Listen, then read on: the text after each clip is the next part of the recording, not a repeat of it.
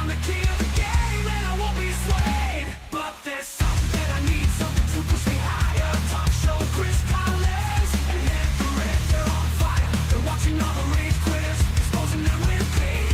They keep them gaming real, that's why they get all my respect from me.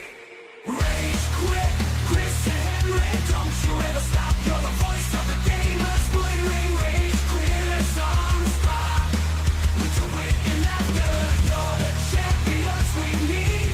Rage quit, Chris and HenricK, you're the heroes of the gaming breed.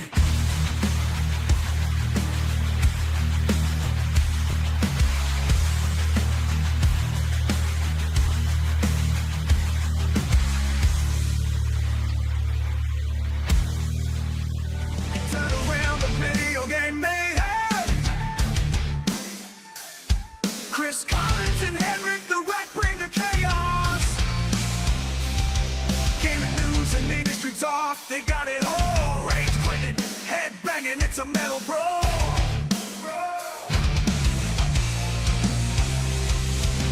Mental meltdown, gaming in flames.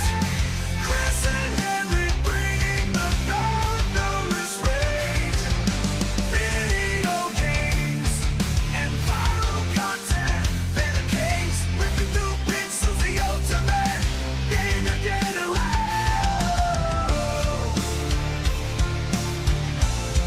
The ultimate.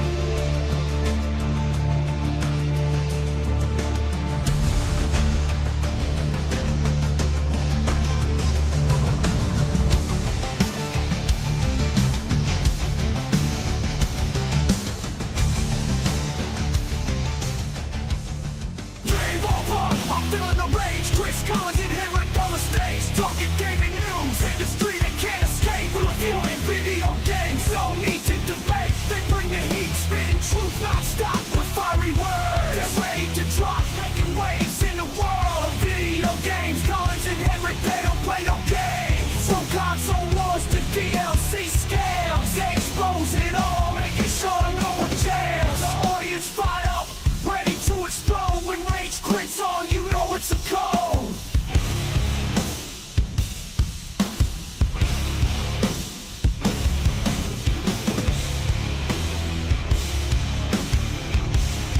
You know it's a code.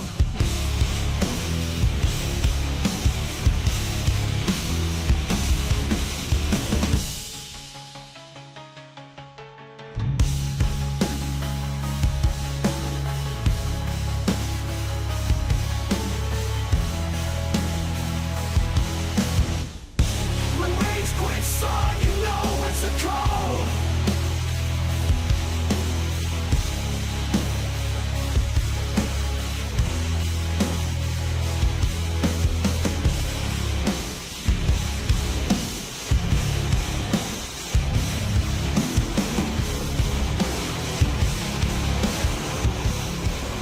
Rage quits. Rage quits.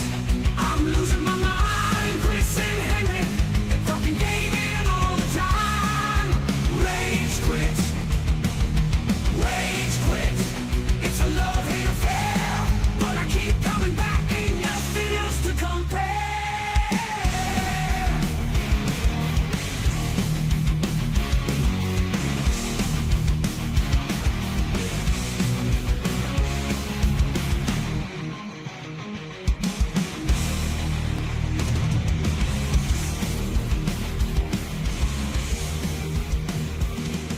Rage quit. It's a love-hate affair.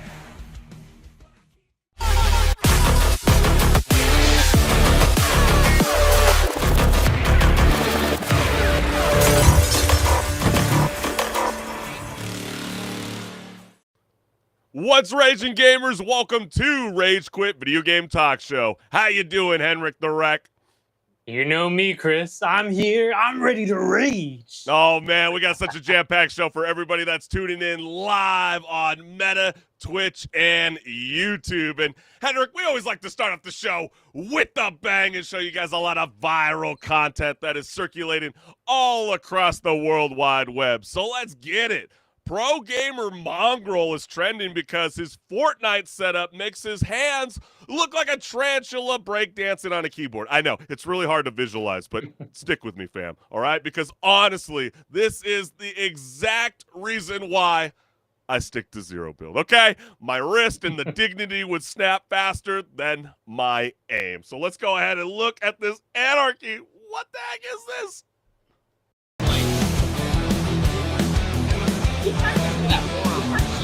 Bro, it's crazy.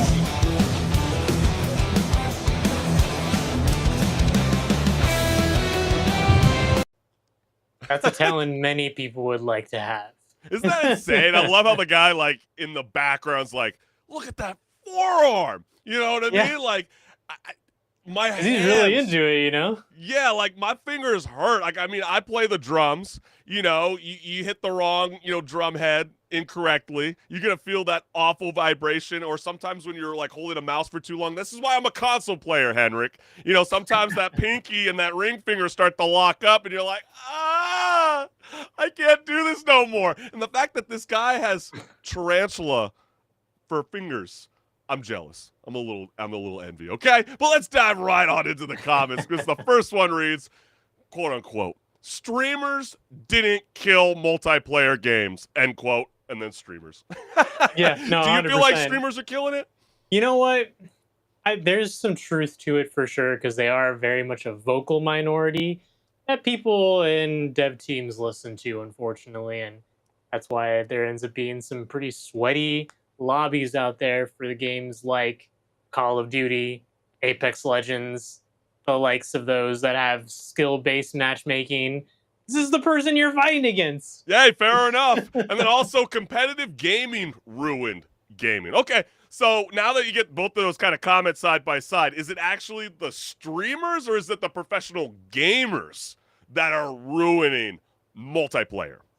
Could be a bit of both, honestly. A little bit of both, yeah? Yeah. That's true because, it's like Marvel Rivals, right? Before even a character even drops, you're already going to get some guy that's going to make a 60-second reel that's going to tell you how to destroy your enemy before you can just kind of go through a trial and error phase, right? And then it's like, that's where the fun of multiplayer goes away. Figuring it out on your own, Figuring it out on your own. And then the last comment goes, he's one of the greatest to ever do it. So y'all compare this to the typical Fortnite kid, laughing out loud. I think that's fair enough. No one's going to actually start playing like him, but this is why I love zero build. Because, yes, I can admit it, Henrik. You don't have to deal with it. It's a skill issue. Exactly. And I don't have to deal with it. There's two hands to that, right? But, it's totally insane. But this I can't believe what we're even reporting on at the top of the show, because free-to-play shooter The First Descendant is catching heat after TikTok ads featured what look like streamers, but just look really, really closely because it's turned out to be like an AI Frankenstein's with robot voices, awkward scripts, really bad delivery, and the mouths that moved like a broken Muppet. So it's just insane. If you haven't seen this, let's go ahead and take a look. Oh my god, the big boss wall crasher is invading. I'm going to defeat it with my new descendant Nell. She's a telekinetic powerhouse who can mark enemies for extra damage and support allies with shields and increased coverage. Click the screen to join the game now. Hey guys, the massive F2P update of the F2P looter shooter masterpiece, The First Descendant, has launched spectacularly. What? It's really uncanny, and you can tell that it is, AI generated because of the way people talk. At the same time, like, come on, guys, why are we doing this? Right, and I feel like at first glance, you might scroll past it, might not think much about it, but then when you stare long enough, it's like watching a glitchy NPC trying to sell you on snake oil, and it's like, would you want to play that game? I don't know, but let's see what gamers had to say with the following video. Honestly, it's embarrassing. I generally believe those ads will eventually hurt the game because anyone who was maybe half interested in checking it out would see these and think, not an effing chance. Yeah, that would kind of turn me off. It would kind of feel like if they can't capitalize on a good ad and then it's really jarring and the mouth doesn't match the video to the fake streamer, is that that's my first impression is going to be the gameplay is the same way as well. How would you react to that, Henrik? I mean, yeah, it kind of gives a bad first impression, even if you know, hey, the it's just an ad. They don't necessarily put AI into the game, but it just gives that feeling of like, oh, okay, you guys are willing to go this far to just try and sell the game to someone. Oh, it's So, are horrible. you being able to actually put AI in? Like, are you willing to put AI in the game as well? Well, it's like even like this comment reads, Henrik. There are plenty of people that could have asked to make a short clip. They should have dropped into the streams of anyone who plays the game and just asked them. Use of AI for marketing is just plain bad. And yeah, I mean, just outside of the video game world, actor Will Smith is even under fire all day because he has this video going around circulating as if he was at a concert performing, and a lot of the concert members look jarring. They look fake. You know, some of them are holding up a cardboard sign, "Oh, we love you" with 6 fingers. And then, there's also been those other videos that were circulating where I don't know if you saw it, Henrik, with Rod Stewart. He was trying to do a tribute to Ozzy Osbourne, and I'm sure, the thought was there, and I'm sure he really does miss his friend. But then, you're sharing videos of him, hugging Prince and extension, like just it's Mhm. odd. You know what I mean? Like Yeah, the and use of it's just AI has been off-putting. weird, very Like, off-putting. It just yeah. doesn't hit the same. And then the guy in the very first clip of the video that we just shared, Daniel the Demon, is that guy. And he writes under that video that was being reported with this whole AI TikTok ads, I have no affiliation nor contract with the First Descendant. They stole my face reactions from my most viral video and used AI to change what my mouth says and a voice that isn't even mine. So I did not consent for my likeness to be used. And remember last season, Henrik, when we talked about Horizon Forbidden West and how the actress of the VO artist was like, I had no idea that they were actually working on this AI technology to be able to Mhm. have one-on-one conversation with the character that it kind of brought to life. And so you start to see that some of these small streamers are basically getting their stuff taken online and then being repurposed. It's going to be really hard to put like a stamp on. You know what I mean? To be able to kind of vet through those kind of things, and hopefully that kid gets paid. Like that's crazy to Yeah. think that they went that far. Insane times, fan. But we also want to show you guys one more clip because every gamer has that childhood moment of pure confusion, like when a game told you to press R3, right? How many times when we were growing up, we would spend 10 minutes searching for your controller to have some weird hidden button that you're like, yo, cuzzo, why won't you tell me where R3 is? Or playing Halo, right? How do you Mhm. crouch? How do you aim down? Oh, man, it is brutal. But have y'all even picked up Tekken 8? Because that is giving players the same energy with folks clueless about what that shiny star actually means for combos. So if you haven't seen this clip, really funny. Let's go ahead and take a look. How the you press all of this and this simultaneously? How? How do you do this? You literally cannot. How? That's, no, that is me looking at combo lists and fighting games that I don't really know the combos to characters for just yet. I'm looking at them like, what? But I You feel like want with what? with a lot of fighter games, don't you just always skip the tutorial? I'm always going I in mean, button yeah, but mashing. eventually you'll probably want to go into the combo list and actually see what you're doing. Well, that's what was always kind of nice with like Mortal Kombat. You can go click up in the menu, and then they'll kind of give you like the basic ones that you Yeah, probably yeah. should kind of know in your head. And then if you really want to further explore, then you can kind of find some of those really cool goodies. But I am really, really curious on what gamers have to say. So let's go ahead and dive into the first comment. Just say you can't read, bro. It's okay. Is that Or what it just, is? honestly, maybe it's just a skill issue. The guy needs to Nah. just take some time to practice. Yeah, just sit this one out, buddy. And then the star means pause for a slight second.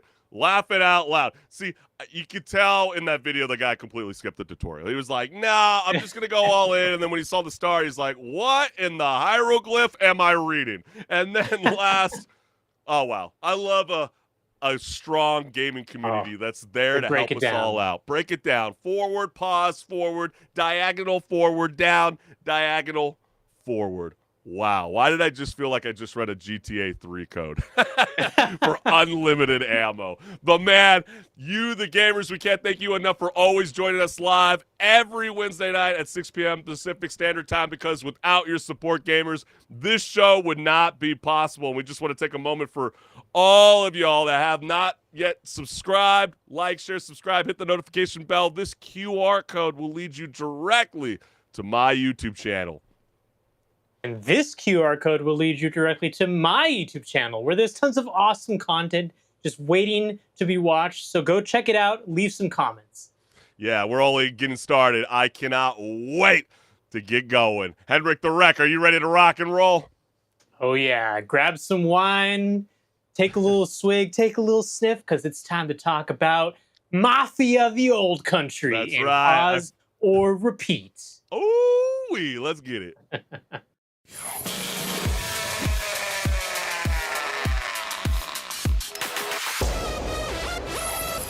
Hey everyone, this is Pause or Repeat. Here we figure out whether a game is really worth your time and money. Today's game is Mafia Old Country. Mafia Old Country is a new game from the Mafia series, acting as a prequel to the other 3 games in the series. The last new game, Mafia 3, came out back in 2016, so it's about time the series had a return. But did they do it justice? Let's take a look, starting with the gameplay, and find out. The gameplay of Mafia Old Country, to sum it up, is a third-person narrative-driven adventure. As opposed to the open-world approach of Mafia 3, Old Country takes the linear approach with areas that you can explore more in depth if you so desire. Combat is mostly cover-based stealth and third-person gunplay, with weapons like revolvers, shotguns, and bolt-action rifles. Stealth is encouraged, and at times required, but this is especially true since ammo for your guns is limited. There is also 1v1 knife duels with full-on dodge, parry, and counterattack mechanics to go with it. These are usually reserved for big showdowns. All in all, the framework is there for a solid gameplay experience to go alongside the story. But speaking of the story, if it's a narrative-driven game, how did they do? The story of Mafia Old Country is a prequel where you play out the story of Enzo. The year is 1904 on the island of Sicily in Italy. Enzo starts out as an indentured mine worker who by chance of fate has his life saved by Don Torrisi. Owing his life, he sticks around to work for the Don, who is one of the big underground bosses in Sicily. This change of life comes with new challenges for Enzo, having to earn his keep in the family and avoiding causing trouble for himself and the family. But now the question still stands. Pause or repeat? You come to me on the day of my daughter to be married, and you ask me to do murder? Like 100%, this game just makes you want to go watch The Godfather. It really does, Definitely yeah. didn't do that scene justice. You know, I'm not Marlon Brando, but right. It's just it immerses you in that world of the mafia, and just makes you want to be part of it, even though it's illegal. Did you feel that way? Yeah, I mean, absolutely. And I just got to give you a little golfer clap. I mean, well done. Well done. I mean, your theater acting skills are really showing up. You're making me blush, fam. Oh, my God. I didn't realize I was with an A1 celebrity right now, HenricK the Wreck. But, yeah, I mean, when you play this game, it starts to make you wonder what it would be like to join the mob before Tommy guns and pinstripe suits. And Mafia, the Old Country, takes us back to the 1900s Sicily, where your greatest weapon isn't an automatic rifle. It's a rusty stiletto blade and the ability to glare someone across a vineyard. It's that, it's intense. And I love it for that. And it's even more intense because, this one, compared to the last one, Mafia 3, is not an open world game. It's a very linear game, but that lets them play to their strength. And their strength is that they can actually craft the experience for you and really focus on delivering the story in the way that they want you to experience it, rather than oh, I went and, did this main mission, and then now I'm doing like 10 side missions that don't really matter at all on the side. Yeah, the And then fetch a now I'm finally quest. going back to the main mission, Yeah, Oh, exactly. right. I mean, every Mafia game promises family is everything, right? I mean, you hear that Yes. over and over again, but Mafia the Old Country really means it. I mean, you're not just kissing rings, you're digging sulfur out of the ground and trying not to die before dinner. But our story begins with the young Sicilian Enzo Favara, who escaped slavery by the cold-blooded crime family known as the Spaddaros, right? That's how you pronounce it. I know some Yep. Italian's going to be butchering my spaghetti Spadaro. the next time I go and visit them for their dream vacation homes that they all Hey, have. when you're out there, get some pasta. Exactly. And then I he heard gets their pasta's great recruited out there. to work for the Torrisi family. You know, Don, I just love his settling tone. The voiceover artist is incredible in this game. But what I most enjoy during my experience playing Mafia the Old Country is that the game isn't trying to be this endless open world slug that you referenced, Henrik. I Yeah. feel it's focused, cinematic, and brutal in all the right ways. Oh yeah, definitely. And you can even see from the moments in the very beginning where they introduce a ton of characters. The second that Don Torisi shows up, he's as the kids say, aura farming. Like he has this weight to his lines that's just like, wow, this guy means business and people don't mess with him. Yeah, you When start to he tells you lean. to get off of his land, you get off of his land. But you'd be sitting in your gaming chair and you just feel like you're constantly leaning towards the screen. I mean, the voice acting and all of the actors and actresses that they've gotten for this game are just fantastic. And yeah, the game has all the mob staples, or aura, as HenricK the Wreck likes to put it, for all the young lads out there that are tuning into Rage Quit Video Game Talk Show. You're going to get gang wars, bad faith, and of course, a forbidden romance. Because what's a mafia story, Henrik, without bad decisions fueled by Yeah. love? But Yeah. this is the mob's origin story, set in the 1900s, where loyalty is priceless and betrayal is guaranteed. And that's what you're going to want from a mafia standout video game. Yeah, it's a classic Italian mafia story. And, maybe that might be a downside in some respect because you can kind of expect what's going to happen. But at the same time, just because it's cliche doesn't mean it's bad. It's fun. Right, and I just feel like this isn't like your open world collect 400 feathers grind, right? Yeah. It's linear, Yeah. it's tight, and relentless. I mean, you're going to be slicing dudes up in the alleyway, unload revolvers in a smoky tavern. What's else something you're going to get? Oh, you're going to occasionally sneak up on someone like you're cosplaying an Assassin's Creed game. We all love a good Assassin's Creed with just a little hint of Italian accent. It's just beautiful. Yeah. But like, Henrik, I want to ask you, would you rather have like the Mafia 3's open world where like half the map felt like a filler, or did you think this was the right approach to this game, or did you kind of feel like they should have kind of actually explored it more instead of kind of like that copy pasting, drive here and shoot that style of missions? No, I firmly believe that this is the better route to take, especially when it's been such a long time in between games. Yeah, some people are going to expect the game to be open world, but I don't feel like an origin story like this would have been as impactful if it was open world. Because Yeah. when you go to an open world game and you make it that as the design, all of a sudden you're not really going to be able to tell the story in the same intense way that the story is told here, where it's back to back to back to back action and moments Right. happening between characters, because you have to accommodate for the fact that you're designing the world around all these side missions being available pretty much from the get-go. A lot Yeah, of when the they're time. trying to focus on the ensemble of cast that's being presented in the old country, right? Yeah, and as a result of that, all the characters are, I would say, are pretty rememberable. Like, Yeah. I remember pretty much every single one of them. Luca, at least Isabella, one your line of that Don, they you know. say. Yeah, Yeah, like Luca's such a nice guy for taking you in under his wing, kind of introducing you to the family. Cesare becomes like your That friend, right? like your best friend, and like I said, Don Torisi, he's just there aura farming the whole time from Yeah, start to finish. and there's a lot of very fun gameplay features in the game. I mean, you're going to gallop on a horseback, or you're going to grind gears in the early 1900s cars that kind of handle like a shopping cart on cobblestones. But Yeah. some of the highlights that I love include a mission that recreates the Targa Florio race. I mean, this is something that's Yeah. really, really cool. I mean, it is fast. It's about, what, a 5-10 minute kind of moment. But I mean, who Mhm. doesn't have fun, bonding over a mobster crew, speeding down a cliff in a death trap with wooden wheels, right? I mean, that is just, could you imagine living in that era? I mean, that's why I feel like video games do so well. So freaking well is like, yeah, I mean, like you referenced earlier in the pause or repeat, obviously the Godfather trilogy is iconic, but sometimes when you get to immerse yourself in this amazing open world, I mean, visually, Henrik, Mhm. visually, Mafia of the Old Country is gorgeous. I mean, it's got that Yes, gritty and realism. Yes, go ahead.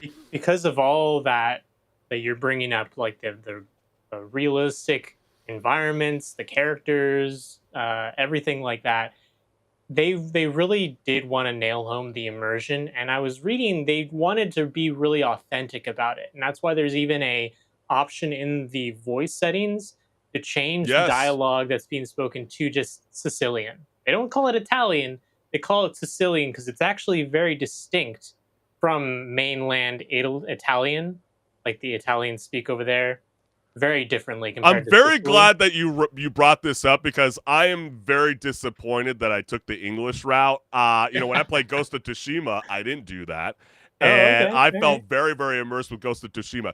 Do not make the same mistake your boy Chris Collins did. Okay, I highly recommend what HenricK is saying. That is so Yeah. freaking true because you take in, the visuals that you see. I mean, it just makes every alleyway feel like someone's about to stab you. And then the sulfur mines that make you want to cough just looking at them. And the Hmm. countryside is almost just too beautiful to hide a body. I mean, or almost. Okay, we get it. And it's just an insane. I think it's a very cinematic driven video game, and I think it's proof that linear story driven games still slap when it's done right, Henrik.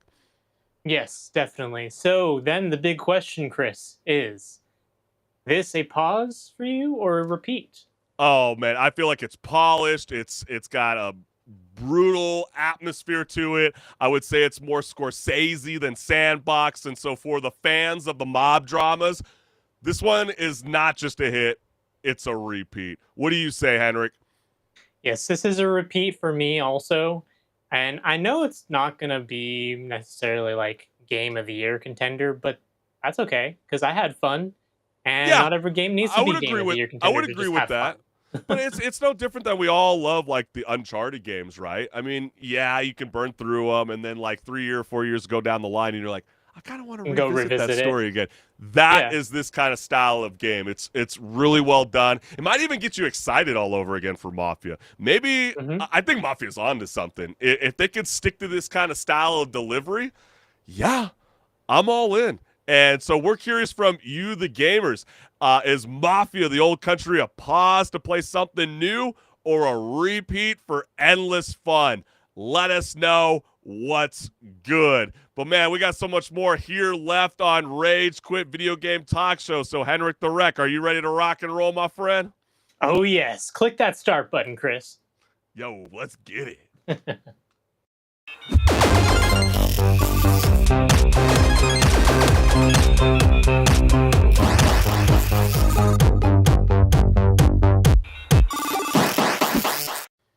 What's good, listeners? Welcome to Patch Notes, where my co-host HenricK the Wreck and I discuss gaming news, industry talk, and so much more. Let's get it. Elden Ring Tarnished Edition is making its way to the Nintendo Switch 2, but apparently Tarnished also describes its performance, no pun intended, from Software, even cooking up an exclusive called the Dusk Bloods for the console, yet somehow Elden Ring, unfortunately, runs worse than Cyberpunk 2077, which is, how would you say it, Henrik? Basically the video game equivalent of losing a race to a shopping cart with one broken wheel. And if you haven't seen the disarray that's been happening at Gamescom over the weekend, which has started this debate online, let's go ahead and show you guys a glimpse about what everybody's just talking about.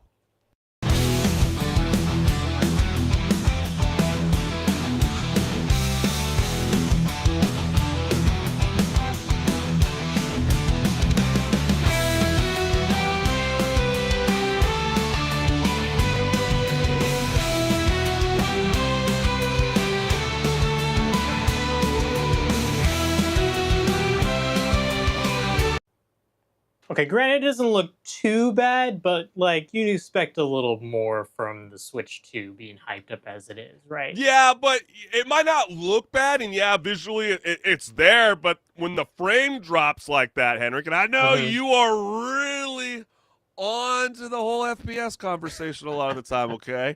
And my first reaction when I saw that video going viral was I was thinking about like when I love playing some of these heavy AAA games on the PS Premium, right? And you can hit that stream button, and then all of a sudden it's running smooth until you get into that boss fight, and then it starts doing those kind of hiccups.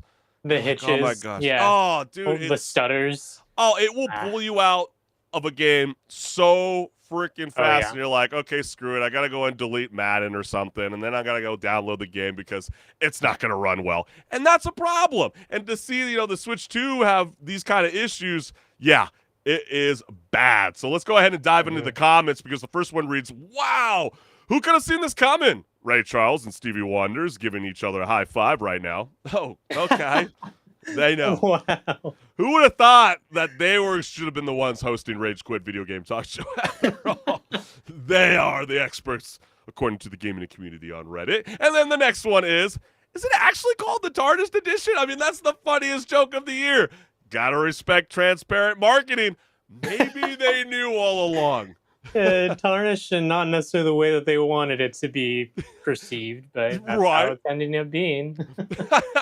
And then anyone's surprised? I'm surprised so many people are using the Switch for anything other than Nintendo IP. Well, that's the whole draw that the Nintendo Switch 2 is supposed to be like the console where Nintendo pulls in third-party developers. Right. And there are, rumors being circulated amongst the industry that Nintendo hasn't really been as in favor of handing out their dev kits. I don't know why. And they're actually been encouraging a lot of these third-party studios to be like, no, just release the game that you guys already have, and then we'll promote it as having backwards compatibility. And you're like, yeah, but that might tarnish our, studio, our brand. And that's why I kind of do laugh at that title, you know what I mean? Tarnished Edition. Why didn't they just call it Elden Ring? Maybe From Software knew something we didn't know. But then this comment says, quote unquote, this isn't something you'd expect from Software, end quote, laughing out loud, laughing my ass off even. I'm absolutely not surprised that this runs like garbage. From doesn't do optimization well. It'll be glitchy with poor performance on launch, and eventually it'll be playable a few patches later, months after release. Their games have been like this since the PS 360. But really, is that an excuse? Yeah, in a way, I kind of get what they're saying because, yeah, it is a unfortunate pattern with From Software where games are just not very well designed for ports, especially like the PC port of Elden Ring still doesn't run as well as it should. Are you giving an excuse for why we don't have a remastered for Bloodborne? Is that what you're trying to tell me? You know what? That might be why there isn't one, actually. And then this is a bad trend for companies to be trying to rush out ports on the Switch 2. They're trying to capitalize early on profits. Looking back at the Switch 1, some of the Black Magic ports, like The Witcher 3, took a bit of time and required entirely different teams to prioritize the ports. But then you also hear, remember that, Call of Duty has got this 10-year, roadmap to be able to bring their Call of Duty games to the Switch 2. Holy cow. If they can't run Elden Ring, how is it going to perform when it comes to the multiplayer level? Joke's on y'all for buying a Switch 2 this early. And then the last comment reads, bro, people need to stop caring about making every AAA game run on handhelds. It's okay. Buy an effing PC or console for these things. But you know what? I I don't think vibe with it's that. I don't less vibe with that comment. the thing of like, oh, it should run on a handle. It's like if it can, then great. And if you're marketing as like, oh, you can run these games on there, then at least let them run properly. No, yeah, I don't vibe with that comment. I think it's ludicrous. I mean, I think by now, diehard fans that have been following us on Rage Quit Video Game Talk Show know your boy Chris Collins has been saying cloud gaming is where the industry is moving, and I'm just gonna say it right now. I would be on. I would be keeping an eye out on Apple next month. You know, they got a big event coming up. They're going to be, there's rumors that they got this new Apple TV in the works, bringing in that new A17 chip that was what was being celebrated, HenricK, through their phones to be able to bring those AAA titles like Resident Evil 4 to your phone and your tablet. And so everybody wants to get on board to be able to deliver these AAA games. And so, yeah, we do expect more. We do expect better. They should be able to run on these services. And so, HenricK, the question I ask you is, at this point, should we just trust the Switch 2 to handle its own exclusives and stop expecting it to babysit third-party giants? Or is Nintendo just secretly allergic to running anything not born in-house? Well, especially if there's that report of them not delivering dev kits to third-party studios. That's pretty concerning, considering they have such a hype train for so long about the Switch 2, because people really wanted there to be an update to the Switch. And now that it's out, it's almost like you're not really supporting the people that you're trying to pull into the fold to be like, hey, develop games for our platform, because we're only known as the Mario games and Right. the Zelda games, and we want to branch out and be known for more than just that. But you gotta facilitate that, and if you're not facilitating that, then what's going to be really drawing people to play Elden Ring on your platform rather than just go play it on another console, or even on a Steam Deck where it does actually run pretty well? And the Steam Deck's not that brand new anymore. Like, it came out a while ago at this point. And fair enough. And I'm sure there's gamers that are tuning on in and going, like, man, is it really fair to pick on Nintendo just by one example of one ported game going in Nintendo? And it's like, it's not just Elden Ring the Tarnished Edition, HenricK. It's also Borderlands 4 that was receiving really early Gamescom impressions that it's like, this is not running smooth. This is not going good. I mean, the frame rate is chugging along. And I even know IGN even reported on this, and they weren't even allowed to have any kind of style of gameplay recording at the booth. So what does that tell you, okay? And then what we also know is on the Switch 2 for the Tarnished Edition, it is locked at 30 frames per second. HenricK, I'm always the one that's always like, I could care less about this. I can give two shits. But now it seems like, should I be having my ears perked up? Is this something that more gamers should be concerned about, how it's not being able to handle something that you feel like in the year 2025 should already be an industry standard today? Yeah, I mean, it's the whole same situation that was going on for forever already with the Xbox Series S, where so many developers had to develop their game not only just for the Xbox, but also the S Xbox, which performs so much worse in comparison. And it ends up being a challenge for them because they have to hit performance metrics, and sometimes they just can't. They just sometimes say, you know what, we can't do it because it's not feasible. And at this point, the Series S is so old technically, and it's almost like, why are we having the same problem with new hardware that just came out in the Switch 2? Yeah. Like, you shouldn't be having the same sort of issues. I really do think games should run at least 30 frames per second At locked. least. And Yeah. if they dip below that, now you're going into the territory of the game's not fun to play because I'm just not having a good time. And already 30 frames is kind of cutting it for me personally, and I know many others as well. I would prefer the game. Yeah, to you run didn't pay at all that 60. money on your monitor, or even, your Well, Switch it's not even 2. just that. It's just, 60 frames for a game just feels much more responsive, and it's a better Oh, yeah. experience overall compared to 30. So Yeah. why would I not want to play a game at 60 if I can get it to 60 as opposed to 30? Yeah, it's discouraging. At least 60. Yeah, and then there's also reports that there's also no performance mode to mitigate these issues either. And so hopefully they can fix it in time with a lovely patch. And but we're gonna have to just wait and see it. So like that's when it starts to suck, when you don't have a large catalog of games provided to you at launch. And so you start to kind of sniff the bullshit a little bit with Nintendo. And will they be able to bounce back from this? Or will this begin to be the start of something that's going to haunt them like Luigi's Mansion?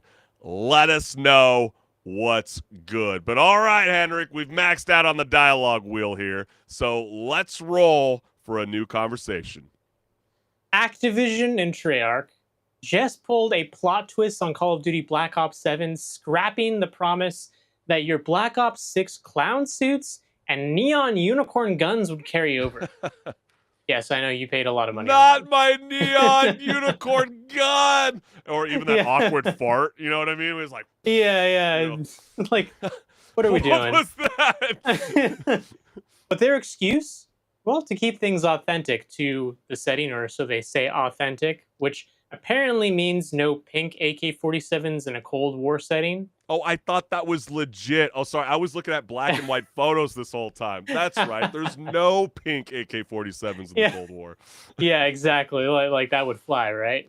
But let's check about how gamers are reacting to this identity crisis. Yeah, let's go ahead and dive. They got heated. Ooh, yes, they did. So Black Ops 7, the second week it's out. Yeah, Futurama coming on in. We're like, yeah, we knew we screwed up. We'll save the day. Immediately throwing themselves in. Oh, my gosh. And then they're definitely scared of Battlefield 6. Do you feel like that? Do you feel like because of the response during the beta testing just got so many people excited about buildings dropping and tanks just decimating the battlegrounds, and it's like, holy cow, we need to refocus, change gears, and keep it authentic? I would say it's not entirely even just like the online discourse of what you hear from people saying. Like you can see even just from the trailer view count of Black Ops 7 versus Battlefield 6. Ouch, you had to go there, HenricK. Yeah, it's a crazy difference right there in terms of the like to dislike ratio if you have that extension enabled. Yeah. No, it's insane. And then Black Ops 7 needs to feel authentic to the Call of Duty and its setting. Yeah, I'm going to say biggest bullshit I've read this year. So, yeah, Yeah, and then in the trailer, they show a bit of scenes from the campaign, and it's like, all right, we're like twisting reality now, right? Well, one of the biggest things that they were introducing is wall jumping. It's like, yeah, I remember when I spoke to my grandfather who fought in the Korean War, or Iwo Jima, my other grandfather. There was a lot of wall jumping they were talking about. Oh, wait, sorry. There wasn't. But yes, Call of Duty wants to tell you it's authentic. And then going to bed with a smile on my face tonight, knowing I'll never have to see these skins ever again when Black Ops 7 comes out. And yeah, what the hell, Activision? Yeah, American Dad and Seth Rogen. Seth Rogen, yeah, gonna need that bong gun.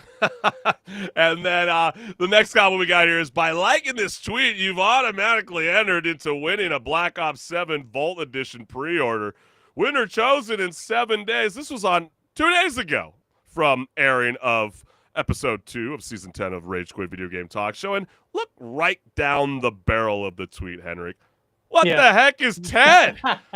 I didn't know he was, what, in the iRobot? I mean, Reaper, EWR, Dash 3? I mean, is this Apex Legends, or are we playing Black Ops 7? Yeah, no, exactly. It's like, you're saying one thing, but then you're showing us something else right away. What's going on here? Or even look where it says beta early access. And what is that, the Blue Man Crew from Las Vegas? I mean, I am very... I don't know what reality is anymore, apparently. Call of Duty knows better than me. And then the last comment is, yes. After that kind of a tweet, it does feel like that. They're like, no, we'll keep it authentic. We'll bring Bob the Builder in and your Teletubbies and your Pikachu. Ratchets. Oh, boy. How insane is that, HenricK? And so Call of Duty is officially tossing out the past goofy outfits like daddy claws and a humanoid mobster shark, the spirit dragon knight with green flame of death and the Beavis and Butthead skin, and yeah, even the bong gun had to take a serious look again and go, I know you maybe missed this that isn't one. smart. Yeah, got to partake in the sacrament and break bread every once in a while in between, those lobbies. But HenricK, I mean, let's be serious. I mean, was this smart or just a panic? Because Battlefield 6 is getting credit for keeping its multiplayer intact. Well, one of the biggest complaints of the last game, just from the cosmetic standpoint, was really just, hey, you guys are really trying to follow the footsteps of Fortnite, and you're not really doing the same justice to the game as a result of that. Because in Fortnite, yeah, there's tons of collaborations, right? And people really love them. But at the same time, does that really fit in Call of Duty? I'd say a lot of people would say no. It does. Well, are you sure? I thought we wanted our Justice League, Suicide Squad going on with our humanoid mobster shark, and then what in the Guardians of the Galaxy am I looking at? And then is that a scarecrow? I mean, I'm very puzzled, by all of this. But what really quite shocks me, HenricK? They're reporting that, operator skins and weapons from Black Ops 6 will no longer carry forward into Black Ops 7, but they do feel like it's necessary to bring in the double XP tokens and your gobble gums.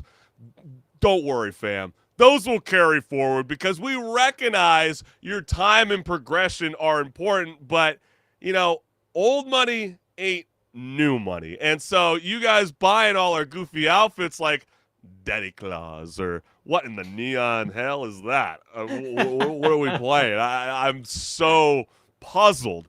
And don't you kind of feel like there's a little bit of a slap in the face? But then others would say, wow, Activision and Treyarch actually finally listened to us. Yeah, and if it means that they're not going to bring the skins over and you're going to lose all the money that you quote unquote invested into the game, maybe that'd be okay by a lot of people. But yeah, at the end of the day, that's really just what you're signing up for. I hate games, this move. I think it's really, really stupid, especially since they already have, Warzone that, is going to bring everything all together. So maybe that's like where they're kind of like, see, we didn't totally get rid of everything, but it's no different like when everybody makes the joke about Fortnite, right? When you do play Fortnite, you do have those Fortnite skins that aren't available on every Lego Fortnite, right? And so if they're able to restrict certain skins from showing up in certain game modes, why don't they just offer the same? I don't understand. Or just give the players a toggle in the settings menu, because I know there's a game out there that's been around for a while called Halo, the Master Chief Collection. Yeah, I think people and when might they know started that. putting in skins that weren't originally in the games in that collection, they said, you know what, we understand people might not like these to be showing up in their game and kind of breaking the authenticity. So let's just make a toggle so that you don't have to see a samurai in one of the Halo games, like a samurai armor, like maybe I don't want to see that. Maybe I don't want to see a gladiator armor. Exactly. It's no different than jumping into Battlefield and you're playing a conquest and you're like, dude, I'm kind of getting sick and tired of all these airplanes and jets just wrecking me. Oh, yeah, we hear you, fam. We'll just eliminate it. Go back to playing Conquest. It's that simple. Like, if cosmetics are that much of an issue, it's just another money laundering scheme, and that's why I'm such a proponent on hating buying these kind of style of microtransactions, because I think it's so dead-ass wrong. And I just hope one of y'all gamers that were kind of silly and clueless that spent a lot of money go after them. I mean, we showed during the season opener an individual that spent $32,000 on NBA 2K25, my team packs, and then it's like, oh yeah, that doesn't reset, annually because there's a new game that shows up in the IP of the franchise every year. And it's like, does this actually have an excuse? I don't think so. But then again, I want to know from you, the gamers, do you feel like this is dead ass wrong? Or are you like under the boat that it's like, you know what? Finally. I am so sick of looking at Beavis and Butthead. They have no place in my Call of Duty franchise. Let us know what's good. But let's go ahead and start to switch some gears because the PlayStation 5 is about to get more expensive in the US, making Sony the latest console maker to hit gamers. Yes, where it hurts, and that's our wallets, right? And so Nintendo already pulled the same move earlier this month, hiking Switch prices and even delaying Switch 2 pre-orders like they're waiting for the economy to stop lagging. And so naturally, gamers had thoughts, lots of them, and here's what they had to say. And yes, this image on screen is very sad, especially when you look at the PS1, PS2, PS3, PS4. They all went down in price after 5 years. Yeah. But PS5 How and the technology PS5 should Pro, huh, that's a problem. So let's go ahead and dive on in, fam. So the first comment reads, when I was younger, prices would decrease as the console got older. Ugh, what a time to be alive, fam. Oh, Really, it's what a just time to be insane. alive. But then look at this comment. Baby, if you don't have one by now, you were never planning on getting one. And there might be some truth to that, but wouldn't you want to encourage gamers to play on your console by lowering prices, not increasing it, and making it come across like Sony has created this ancient relic and it can only be yours if the price is right? Yeah, I mean, I guess they say that they're doing this because they probably feel they can get away with it. People will still buy the consoles if they really want to. I don't know. Yeah, it makes more sense to just drop the price and be like, hey, if you haven't joined us yet, join us now when it's the lowest it's ever been. Yeah, it's just nutty. And then you get, meanwhile, the trade in value at GameStop is still going to be $12.38. You know what? I think that is very accurate. If even that. Yeah, that's generous. And then I did that. Yeah. President Donald Trump has been pushing this battle on the trade tariffs that has been affecting not just the United States, the entire globe. And so, yeah, Yep. It's definitely been ruffling a lot of people's feathers. We knew that this would hit the tech industry harder than ever before. And it's, yeah, I mean, if you want to be mad at somebody and if it doesn't turn around anytime soon, point at that guy. He might have something to do about it. And then at this point, the PS6 will launch at $700. Would it, Henrik? I think it'd be more like $1,000 if this rate continues. Wow, really? You think that much? Yeah, I really do. I really Okay. do. I mean, they're looking at those handhelds for those Xbox, the Rogue Ally. They already want $750 for those- that thing. I mean, the thing about that, though, is the handhelds have been already setting a precedent of being really expensive because they're really just computers at the end of the day. So But I always feel like with the PS... when you get into the territory of that much pricing, you're really just paying PC prices. That's true, And at too. that But point, we're why also... not just buy a PC? We're also getting into it. Yeah, well, the point that I was going to get at is we're starting to see that consoles are trying to become a little bit more PC friendly now. I think I told you previously that I used to always love that the PS4 had the web browser feature. I used to always use it all the time. I used to think it was really, really cool. And then when the PS5 ditched it, I thought that was kind of strange. And then if you notice, if you ever launch an Xbox console, they want you to pay to use their web browser, which I think is a bit odd. And so I think they're going to start to change that and go back to how it used to be, because I think a lot of people want to be able to have their phones, their tablets, have the mirror feature to be able to, maybe bring some of the things that you see on your PC over to your console and launch it on the big screen. And then smart TVs are getting kind of savvy recently, if you haven't seen. And, and you can easily play a lot of those AAA games, without a console. And so they're going to have to start to think of something very, very creative. And then the last comment reads, and there it is. Every major video game console has now gotten a price increase, including the last gen Nintendo Switch. Switch 2 is still the cheapest compared to the PS5 and Xbox Series X, but remember when consoles got price cuts instead of raises 5 years into the generation?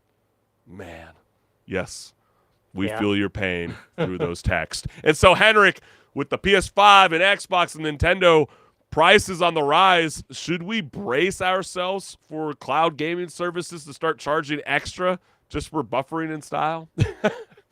Well, I mean, that's gonna be inevitable regardless, just because. Yeah, I think so too. It's the typical trend with subscription services where they get you in on the lower pricing, and then a couple years down the road, they're like, "Hey, by the way, we're raising the price $5. Yeah. Looking at We you, know- Netflix. Yeah, they go, we know you have FS1, but do you want it in 4K? And you're like, wait, Yeah, I have a exactly. 4K TV. I thought I was always watching it in 4K. They're like, nah, maybe pay us an extra $10 and then you'll get it. I wouldn't be surprised as we all start to ditch physical goods.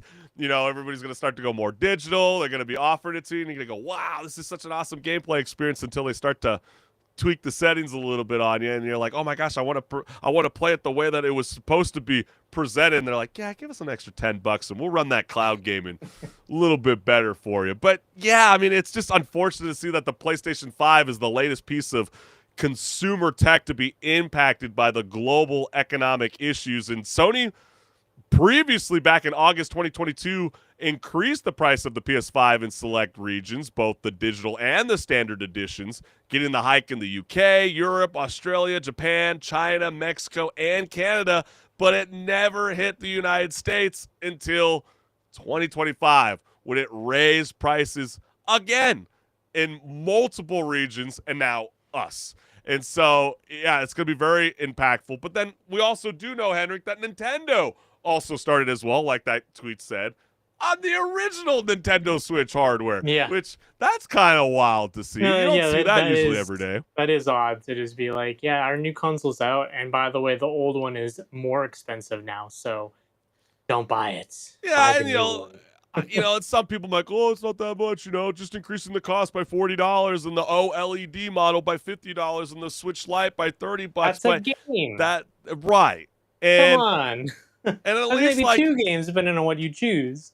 right. And obviously we know, most notably with regards to this whole tech increase is coming from U.S. President Donald Trump's ongoing trade tariff decisions. But then you also see in the industry with Microsoft and Xbox where they listened to gamer criticism. Remember when they were like, yeah, $80 games are coming for the holiday season? They were like, what the hell? And then they retracted a month later and brought it back down to $70. Yep. So maybe there's still time, for these things to increase. So what I would say is, just like how the joke is with Battlefield 6, hold your ground. Yeah. Don't pre-order. Just like the same thing. I know you guys want a PS5 really, really badly. Don't do it. Don't do it. Go and be like HenricK the Wreck. Go get a PC gaming. Go get a legit desktop. It's going to Yes. be way more bang for your buck. Join us on the Yes, PC it's going to be side, a way more bang for your where buck there's for the so next many 10 years. different options available to you for games. It can blow your mind. But then again, you can be like me, where it's like my fingers hurt all the time, and that's why I'm a console player. And it's like I can't be Well, a tarantula on you the know what, keyboard all the Chris? time. You Don't can do hook it. Up a cons- That's you can true. hook up Okay, a that's controller true. to a PC and play games that way as well. Very, very true and fair. But we also want to know from you: Are you upset? Do you think that? Well, obviously you should be upset. I guess Yeah. the question really is: do you feel like this is not the end? Do you feel as though more increases will come? And how will the gaming industry react to these changes? Let us know what's good. But man, HenricK, we've hit the max XP here, so it's time to respawn into the next conversation. Reddit's out here backpacking through digital worlds like it's a video game gap year, with another gamer asking the question, which game is so beautiful that it made you avoid fast travel? Okay. Keyword avoid. It's very No campfire convenient to have song. that fast travel, but basically this is less about convenience and more about sightseeing, virtual style. Yeah, Let's see what those get it. comments have to say. So wrong one. Not necessarily because of anything visual, but I never fast traveled in any of the Spider-Man games because swinging is so damn fun.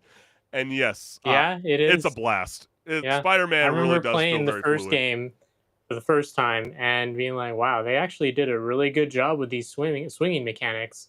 And it actually made me not want to use the fast travel either, because I was just having so much fun.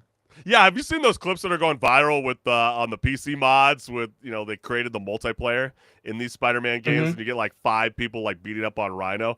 Yeah. It is anarchy. I mean, it's totally wild. And then you also get AC Black Flag. Just used to sail everywhere and listen to my crew sing the sea shanties. Simpler times back then.